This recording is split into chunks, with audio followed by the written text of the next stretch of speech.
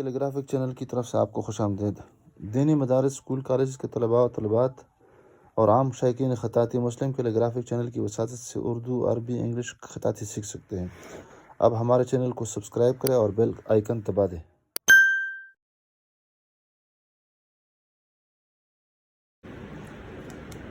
بسم اللہ الرحمن الرحیم۔ السلام علیکم ورحمۃ اللہ وبرکاتہ۔ مسلم کیلیگرافک چینل کی طرف سے آپ سب احباب کو خوش آمدید۔ اردو خط نستعلیق لاہوری طرز تختی نمبر 3 مرکبات کے ذیل میں آج ہماری پہلی ویڈیو ہے جو جیم اور الف کے بارے میں ہے۔ جیم سے مراد جیم، ہا، خا اور چا ہے، اور الف ویسے بھی مفرد ہے، یعنی جیم اور اس کے اخوات۔ دوسری بات یہ ہے کہ جیم اول میں شکل تبدیل کر دیتی ہے، درمیان میں بھی شکل تبدیل کر دیتی ہے، اور آخر میں شکل تبدیل نہیں کرتی ہے بلکہ اس کا غنہ باقی رہ جاتا ہے۔ جیم جب الف، دال، کاف کے ساتھ اور لام اور لام الف لاک کے ساتھ ہو تو پھر دو حال سے خالی نہیں ہے۔ جیم اس لفظ کے یعنی الف کے ساتھ، دال کے ساتھ، کاف کے ساتھ، لام کے ساتھ، لام الف لاک کے ساتھ قریب ہوگا یا نزدیک۔ اگر قریب ہے تو پھر اس کا منہ بند ہوگا، جیم جا، جل ہے، جلا ہے، جو بھی ہے۔ لیکن اگر اس سے دور ہے تو پھر اس کا منہ کھلا رہے گا اور کینچی نما، اس کو میں نے اپنی طرف سے کینچی نما شکل نام دی ہے۔ کینچی کا مطلب یہ ہے کہ اس طرح جس طرح کینچی ایک دوسرے کے آر پار ہوتی ہے تو اس طرح یہ شکل بھی کینچی نما ہے۔ جس طرح ہم لکھتے ہیں جان لکھتے ہیں تو یہاں پر اس کی کینچی بنا دیتے ہیں، اس کے بعد اس کو لمبا کر دیتے ہیں تو یہاں پر کینچی نما شکل اس کی بن جاتی ہے۔ جیم اگر با یا سین یا شین یا را کے ساتھ ہو، یا صاد، طا، عین، فا، قاف، واو یا ہا کے ساتھ ہو تو پھر دوسری شکل اس کی یہ بن جائے گی کہ یہ جیم کینچی نما ہوگی۔ کینچی نما کا میں نے بتا دیا کہ اس طرح کینچی کی طرح نہیں ہے، لیکن کینچی کی طرح دو رخ ہوتا ہے، اس طرح، یعنی اگر اس کو ہم یہاں پہ چھوڑ دیں تو یہاں پر کینچی شکل کی جیم بن جاتا ہے، بلکہ کینچی صرف نام میں نے دیا ہے، بلکہ کینچی کی طرح، کینچی کے قاعدے کے موافق اس طرح لکھا جاتا ہے۔ اور اگر جیم اپنے اخوات کے ساتھ یعنی ہا، خا، خا وغیرہ کے ساتھ ہو اور اس طرح میم اور یا اور بڑی لمبی یا کے ساتھ ہو تو پھر جیم کا جو منہ ہے وہ گول بن جائے گا۔ اب دوبارہ میں بتا دیتا ہوں، بند منہ اس کو کہتے ہیں، کینچی نما اس کو کہتے ہیں، اور گول کا مطلب ہے کہ جس طرح ہم مفرد جیم بناتے تھے تو اس طرح اس کا منہ گول بن جائے گا۔ دوسرے قواعد انشاءاللہ میں آہستہ آہستہ بتا دوں گا۔ دوسری خاصیت یہ ہے کہ را اگر پتلی را پر اگر جیم داخل ہو جائے تو پھر اس کا یہ جو شکل ہے یہ اس طرح بن جائے گی، لمبوترا نما۔ اور اس طرح یا پہ اگر جیم کو داخل کر دیا جائے تو یہ ایک شکل تو یہ بن جاتی ہے یا کی، دوسری شکل اس کی یہ بن جائے گی۔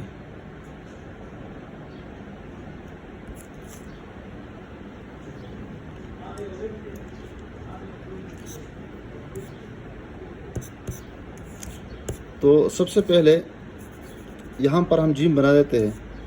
جیم کے لیے طریقہ یہ ہے کہ یہ جو نشست کی لکیر ہے یہاں پر دوبارہ دیکھ لے، سطر اول، سطر ثانی، نشست اور کرسی، تو یہ سطر ثانی اور نشست کے درمیان اور تھوڑا سا سطر ثانی کے اوپر اس کو ہم رکھیں گے۔ تو سب سے پہلے اس کا سرہ بنا دیتے ہیں، اور سرہ اس طرح کہ یہاں پر ایک کت سطر ثانی یعنی نشست سے اوپر اس کو ہم رکھیں گے۔ سرہ میں نے نشان لگا دیا، اور پھر ایک کت اوپر اور تھوڑا سا ترچا یہاں پر اس طرح میں نے نشان لگا دیا ہے۔ تو پھر یہاں پر اس کو ہم گونگ کے ایسی سطر پہ، ایسی نشست پہ اس کو ہم لے کے آئیں گے۔ تو یہاں سے یہ جو ہم نے نشان لگا دی ہے ترچا، یہاں پر میں نے لکیر لگا دی ہے، اور جو ہی لکیر پہ پہنچا تو فوراً میں نے اس کو گھما دیا اور نیچے آیا۔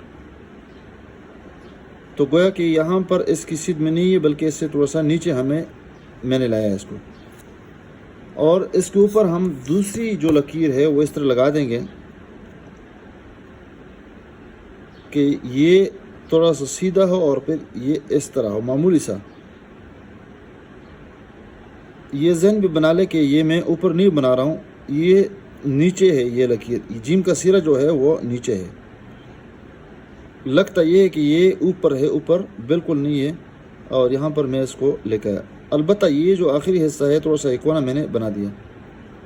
دوسری بات یہ ہے کہ جیم یہاں سے جب میں شروع کرتا ہوں تو یہاں پر جب اس کو لے کے آتا ہوں تو پونا قط کے فاصلے پر اس کو میں لے کے آؤں گا، پھر ڈائریکٹ قلم کو نہیں رکوں گا اور ساتھ ساتھ اس کے ساتھ اس کو میں لے کے آؤں گا،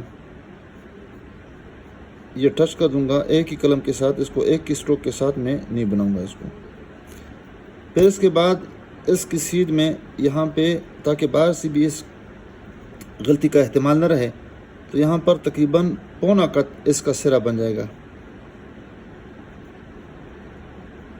اور اس کے بعد قلم کو میں تھوڑا سا ترچھا رکھوں گا اور اسی کے قریب لے کے آؤں گا۔ درمیان میں یہاں پر تقریباً ادھر اس کا پندہ لگے گا اس کے، اور یہاں پر یہ مڑ بھی جائے گا، تو یہاں پر میں تھوڑا سا اس کو جلدی سمیٹنے کی کوشش کر دوں گا اور اس کو میں ٹچ کر دوں گا،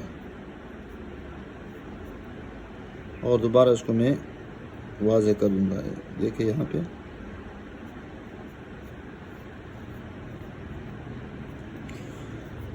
تو یہاں پر ایک قط اور یہ دوسرا قط، اسی کے قریب میں اس کی طرف آ جاؤں گا، لیکن تھوڑی سی گولائی میں یہ علاقہ تھوڑا سا خمیدہ ہوگا، گول ہوگا،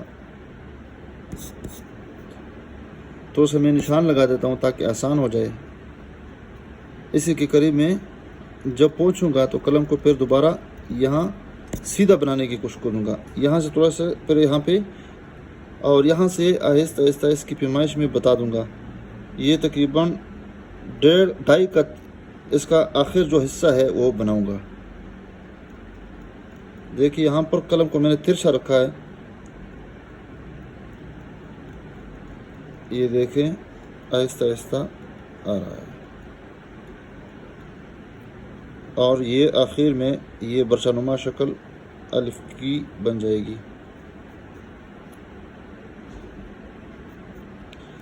یہ الف جو ہے اگر ہم قط کو 5 حصوں میں تقسیم کر لیں گے تو یہ قط کا 5واں حصہ یہ بن جائے گا، یا کم از کم چوتھا حصہ قلم کا بن جائے گا، یعنی اس طرح ترچھا نہیں ہے۔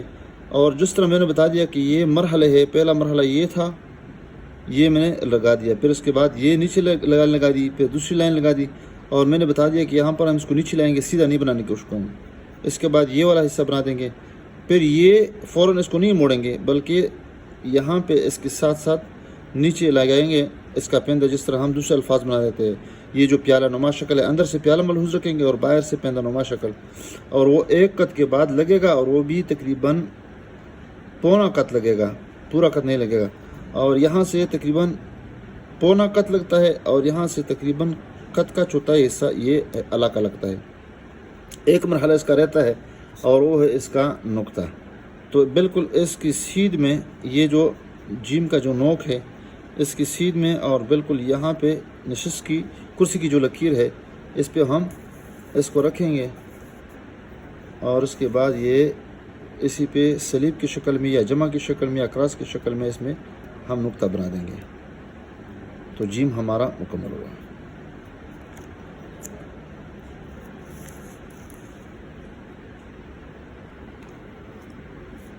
اس میں ہم جو غلطیاں کرتے ہیں وہ یہ کرتے ہیں کہ اس کو سیدھا بنا دیتے ہیں،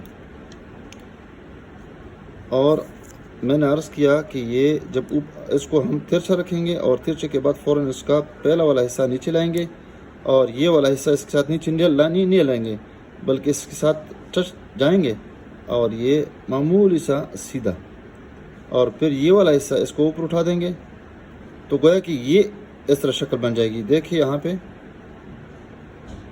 یہ والا شکل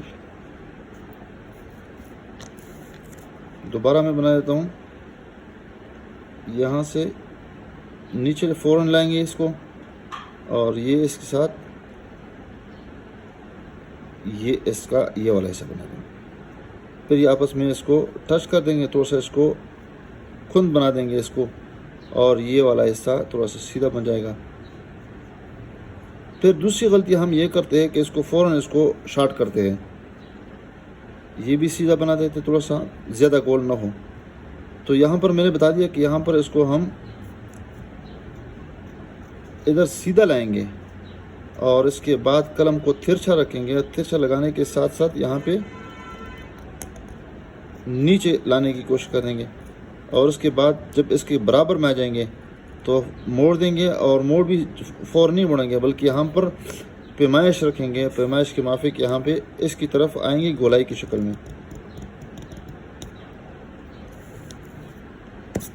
دوبارہ میں بنا دیتا ہوں.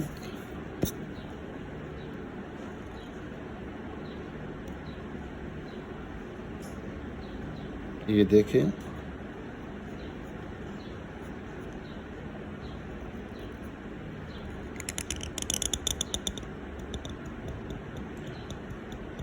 آسان بنا رہا ہوں. مشکل ہے، بہت مشکل ہے، اس پہ بہت زیادہ پریکٹس کرنے کی ضرورت ہے، قلم کے ساتھ بھی، مارکر کے ساتھ بھی اور بال پین کے ساتھ بھی. ہر ایک جوڑ جو ہے اور ہر ایک موڑ ہے بہت مشکل ہے، حد سے زیادہ مشکل ہے. جس طرح مفرد جیم مشکل تھا تو اس طرح مرکب جیم بھی مشکل ہے، خاص کر شروعات جب ایک چیز کی ہوتی ہے تو وہ بہت مشکل ہوتی ہے. یہ دیکھیں، پھر اس کے بعد ہم اس کو تازہ کر دیتے ہیں. اس کی سیدھ میں ہم نقطہ لائیں گے.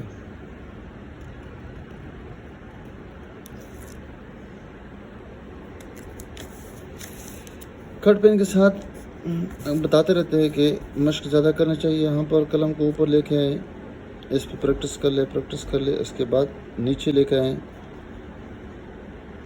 اور اس کے بعد یہاں پہ فوراً اوپر لے جائیں. یہ چھوٹا سا بنا دیں. زیادہ پریکٹس کر لے. پہلے ایک ایک لفظ کا ایک ایک حصہ جب اس پہ قلم عادت جائے، گرفت آ جائے، اس کے بعد پورا لفظ آپ لکھیں اور اس پہ ایک ہی اسٹروک کے ساتھ آپ مشق کیا کریں. یہاں پر قلم کو تھوڑا سا ڈھیلا رکھ دیتے ہیں اور یہ بھی اس طرح، جس طرح ایک قط اوپر قلم رکھ دیتے ہیں تو یہاں پر بھی اس طرح یہ بنا دیتے ہیں.